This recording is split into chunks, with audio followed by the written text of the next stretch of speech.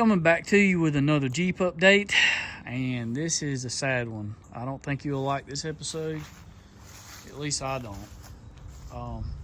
This is what happens when you drive them. There's a lot of idiots on the road. So I had somebody to turn right in front of me and caused me to wreck my Jeep. Turned right in front of me, bright clear day, back in September the 14th. I've been battling Mobilitas Insurance Company with the payout of it.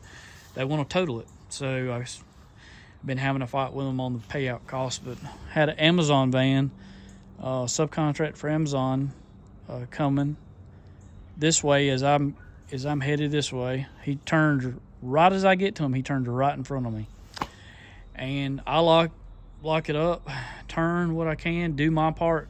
He didn't do his part. He turned, saw he messed up, and froze. If he would have kept turning, I would have missed him. I kept thinking, okay, I got this.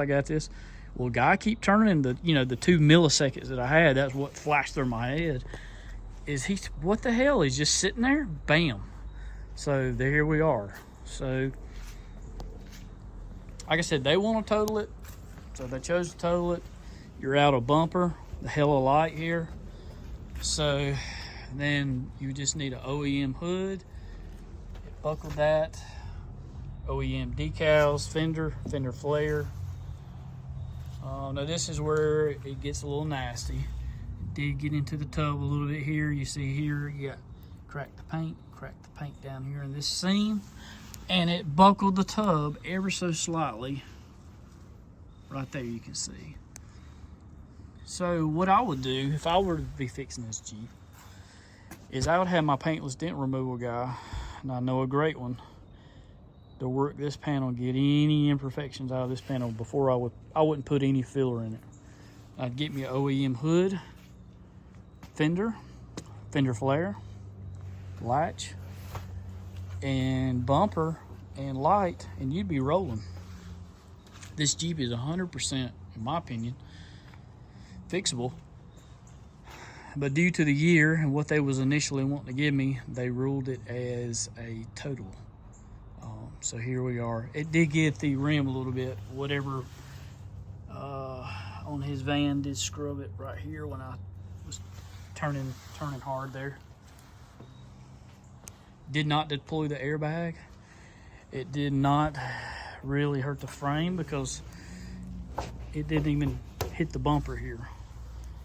It caught the corner, so it didn't put any stress on the frame. So all this, as far as under the hood, it did not really do anything. Let's see. Dumb to me, this latch over here still works. So the only thing under here, it did bow this support rod up a little bit because it did push this support, radiator support, core support back. But nothing under here got damaged. So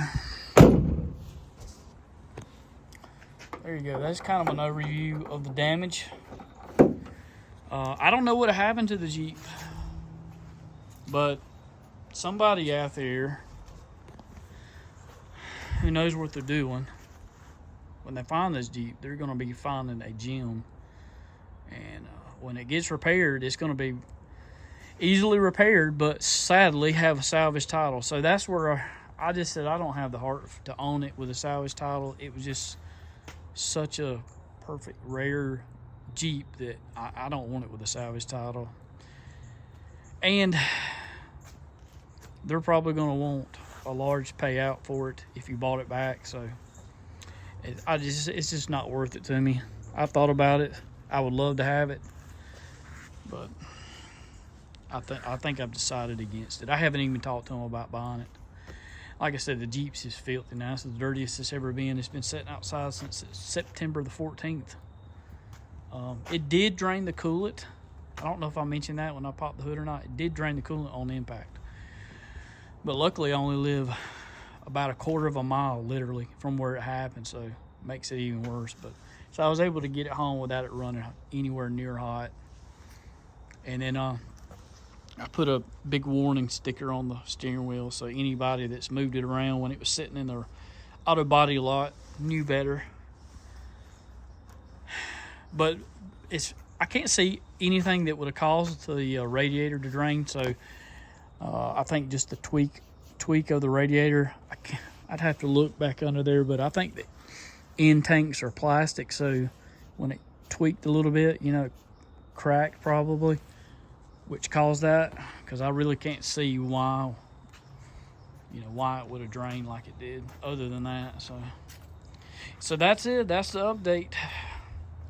Sadly, there's a lot of, like I said, a lot of idiots on the road. The guy got out of his van and starts walking towards me, and he's got green hair pulled back in a man bun. And the first thing I said to him, I said, "You had to be on your damn phone, didn't you?" And I was heated, and he was as nice as he could be, which settled me down, which was good. And he was real nice, polite. But yeah, there was no excuse. I think he was probably a druggie. Like I said, you know, not to pass judgment, but he had green hair, pulled back in a man bun, and a little younger than me. I think he was probably on some kind of drugs. He said that his work was going to drug test him, and he seemed a little bit worried about that. So just my opinion, he wasn't all the way there because he was probably on something. So, now what do you do now? Do I look for another one? Because I've already looked out there, and there is, from what I'm seeing, zero chance of me finding one that was this nice, you know. And I just disheartened about it, because I wanted this Jeep. Didn't want another one. None of them that I've saw so far compare and match up to what I had here. So won't drag this on too much further, but that's what I got for the channel. And you know, even if you drive them on nice pretty days and very little, keeping the mileage low and keeping your stuff nice, there's still gonna be an idiot out there that can get you. So I got bit that day. I was going to the gym, nice pretty day, sun shining, straight road, and the guy still was just a complete, I don't know how you can excuse what. The only thing he said to me was, he said he was looking behind him when he turned. If you can believe that he told me that. He said there was a cement truck behind me, and I was looking behind at that cement truck when I was turning. I'm thinking like, well, what sense does that make? Who turns without looking at oncoming traffic? I mean, you know what? I don't know. Like I said, I think the guy was on a little something. So here we are, and it has been a hell of a battle with the payout. They wanted to pay me $17,000 for it, and I have well over 30 in it. Well over. Middle 30s is what I have in it. Approaching a solid middle 30s. So it's been quite a battle.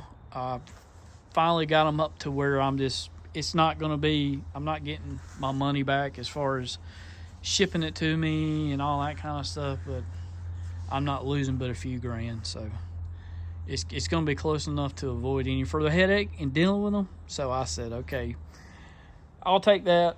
So I sent them the information, so we'll see what we go through from here with them. But like I said, whoever ends up with this Jeep, if they know what they're doing and repair it right, they'll have a like new Jeep. And but sadly, it's going to have a salvage title. So